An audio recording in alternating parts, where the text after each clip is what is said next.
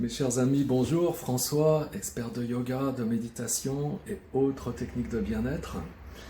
Alors aujourd'hui, je vais vous parler d'un sujet dont j'ai décidé de parler simplement parce qu'il n'y a pas longtemps du tout, je me suis trouvé en conversation avec une amie qui est très attachée au respect de la condition animale, donc ce qui est mon cas aussi bien sûr, et on s'est dit que ce serait intéressant de réserver une place dans les vidéos, de faire une vidéo sur ce sujet.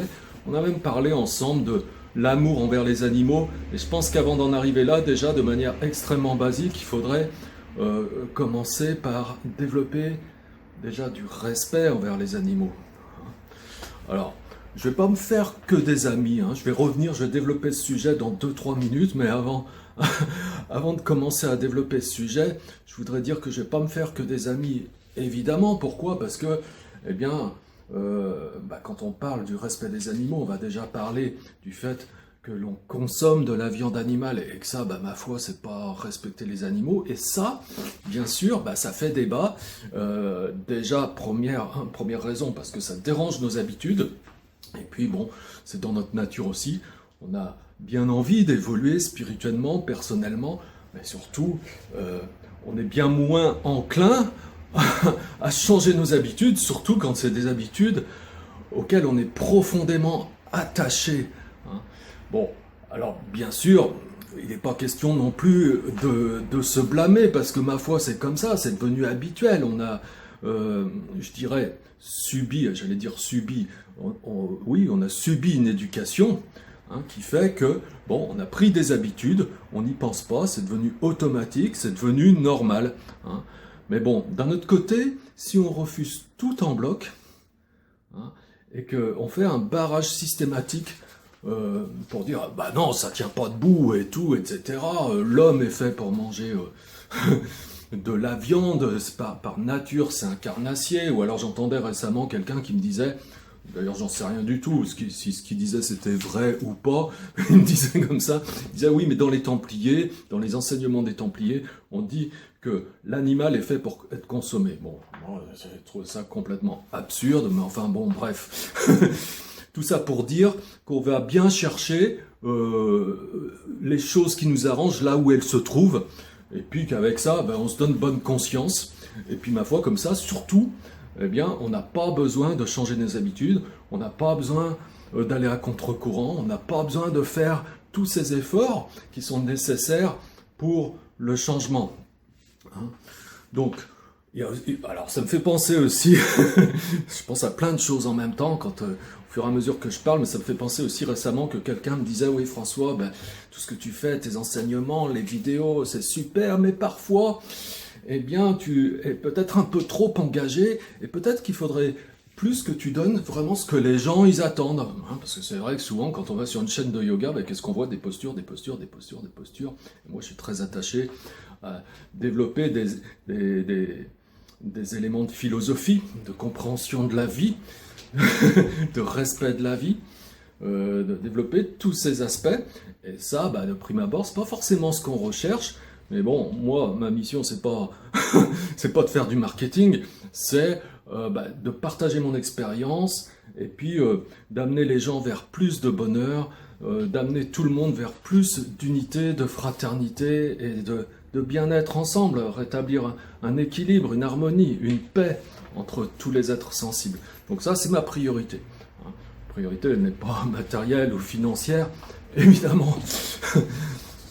Donc, alors, si on revient sur la condition animale et le respect de la condition animale, alors j'ai vu récemment sur, je crois que c'est un site internet qui milite aussi pour la condition animale, qui disait ainsi, alors, que le véritable test de l'humanité, c'est comment l'homme établit ses relations avec ceux qui sont à sa merci, c'est-à-dire les animaux.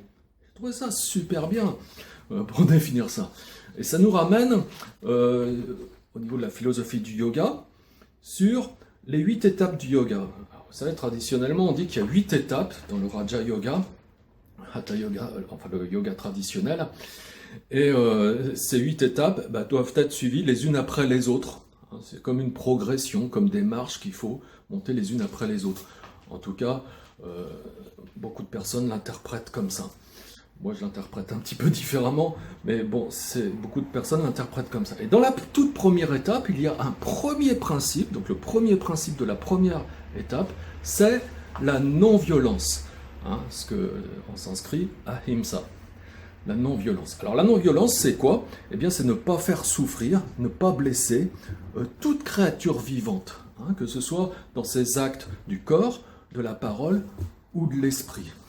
Alors, tuer des animaux pour sa consommation personnelle, ça, de manière complètement évidente, ce serait être de mauvaise foi que de dire qu'il ne s'agit pas d'un acte violent, c'est un acte violent. Hein, c'est pour ça que dans la voie du yoga, eh bien, sur la base de ce premier principe, bien entendu, la question ne se pose pas.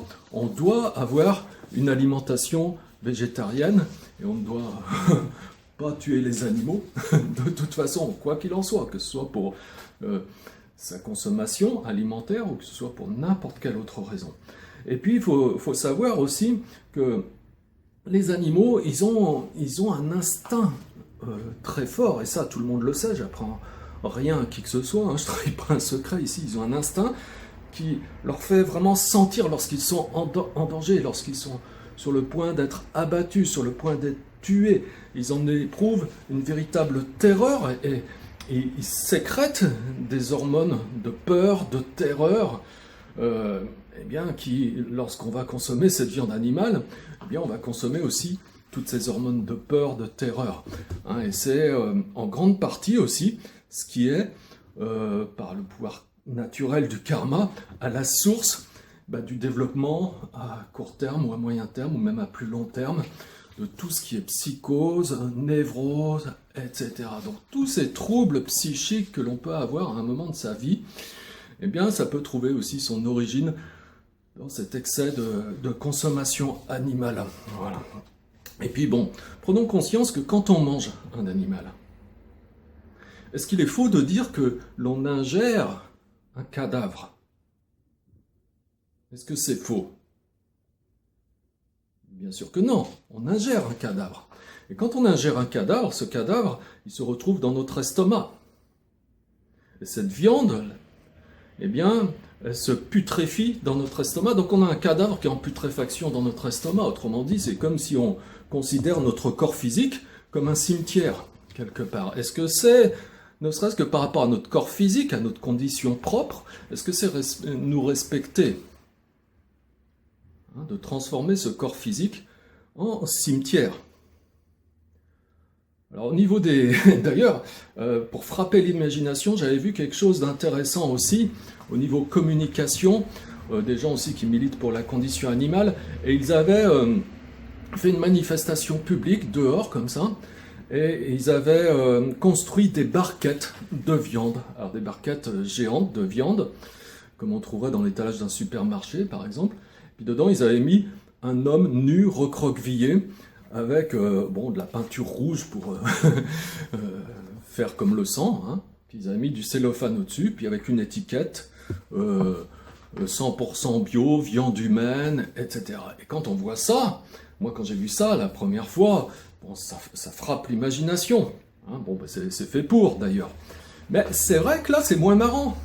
Et là, ça peut nous permettre de réaliser que oui, il y a quelque chose qui ne va pas quand on mange des animaux. Hein, se dire pourquoi là ça me choque, et pourquoi par ailleurs mes habitudes font que je ne suis pas choqué quand c'est de la viande animale. Est-ce que c'est logique? Oui ou non? Alors, de la même façon, j'avais vu aussi une illustration, alors ça c'était sur les réseaux sociaux, j'avais vu un homme avec des lances qui étaient plantées dans son dos, comme si, dans une corrida, cette fois-ci, la victime c'était non plus un taureau, mais un homme. Et là, bon, c'est très choquant aussi. Hein, par contre, pour certains d'entre nous, pour certains êtres humains, il n'est pas choquant de voir un animal ainsi abattu petit à petit, avec toutes les souffrances que ça suppose. Mais par contre, cette même personne que ça ne choque pas, s'il voyait un homme dans la même situation, là, ça le choquerait. Alors pourquoi? Ça, c'est pas forcément logique. Hein. Il y a tout ce qui se passe dans les abattoirs, où les animaux sont maltraités, mais d'une manière incommensurable. C'est-à-dire que les personnes qui ont visité des abattoirs, très souvent se sont arrêtées net de manger de la viande, tellement que c'était insoutenable de voir à quel point les animaux pouvaient être maltraités avant d'être abattus pour notre consommation personnelle.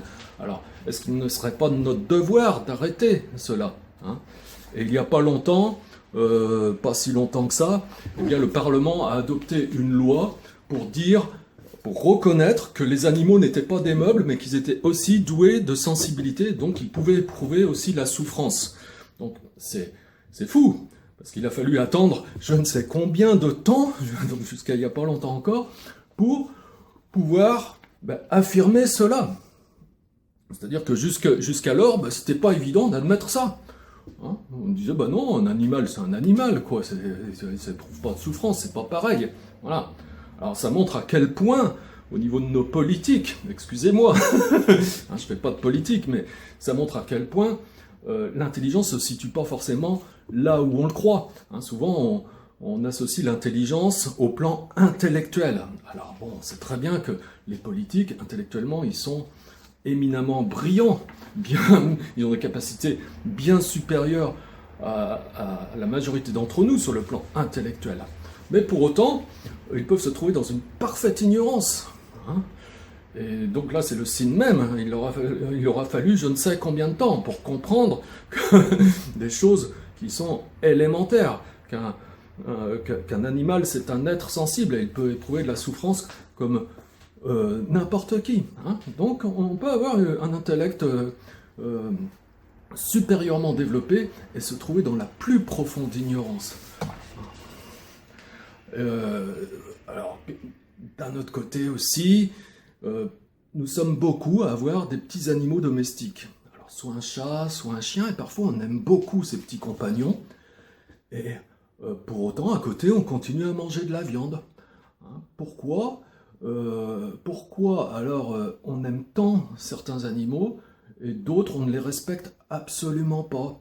Là aussi, hein, pour frapper l'imagination, on pourrait se dire, est-ce que j'imaginerais un instant tuer ce petit compagnon de vie que j'ai là, ce petit chat, ce petit chien? Est-ce que j'imaginerais un instant le tuer pour pouvoir le manger ensuite? Bien souvent non. Alors pourquoi?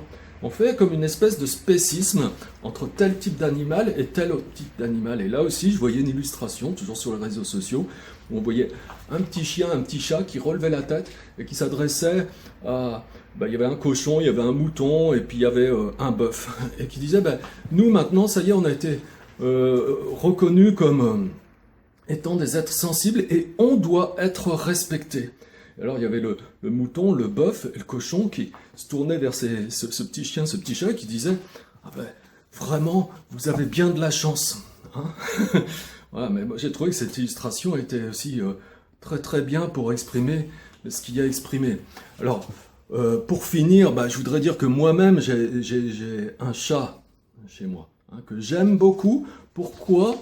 Parce que je trouve que les animaux sont très très émouvants. Mais même si vous allez voir attentivement, parce que si on n'est pas attentif, c'est autre chose. Mais si vous allez voir attentivement une vache dans un pré, un cheval, alors ça, beaucoup ont pu remarquer à quel point un cheval, ça peut être sensible, hein, ça peut dégager beaucoup de sensibilité. Mais même un cochon, ou un mouton, une brebis, eh bien, on peut, avec un peu d'attention, voir aussi toute cette sensibilité qui émane de cet animal.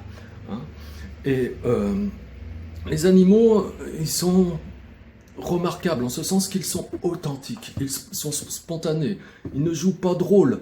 Hein. En ce sens, ils sont vraiment supérieurs à nous, êtres humains, qui sommes toujours là en train de vouloir paraître aux yeux des autres, se donner une image de soi-même, et en réalité, on n'est jamais vraiment authentique, on n'est jamais vraiment nous-mêmes. Les animaux, ils ne sont pas comme ça. Et c'est vraiment un exemple pour nous. Hein. Et on a besoin de s'en inspirer, on a besoin de les respecter. Ils nous apportent beaucoup, mais on les respecte vraiment très peu au regard de tout ce qu'ils nous apportent. Donc, le respect des animaux, c'est aussi tout simplement comprendre que ça fait partie de la vie, ça fait partie de notre environnement, c'est ce qui nous a été donné, et ça fait partie du respect de la vie. Hein. Et c'est une condition minimale pour accéder à une compréhension de la vie, et pour comprendre la vie, de respecter la vie d'une manière générale. Sinon, donc, on va rester vraiment dans un stade d'ignorance. On va se raconter des histoires intellectuellement, la connaissance ne se trouve pas là du tout. Voilà. En tout cas, cette vidéo était un petit peu longue, j'espère qu'elle vous aura amené à réfléchir un petit peu, à vouloir développer un peu plus cette réflexion, hein, et peut-être faire un certain chemin, et pourquoi pas, ensemble. Et si vous avez aimé cette vidéo, surtout cliquez sur j'aime, abonnez-vous à la chaîne si ce n'est pas encore fait, voilà, et faites des petits commentaires, parce que bon bah là, il y a matière à débat je crois, hein. Alors je vous fais confiance, faites des petits commentaires aussi. Voilà, je vous dis à bientôt mes amis, et puis merci pour votre écoute et votre amitié.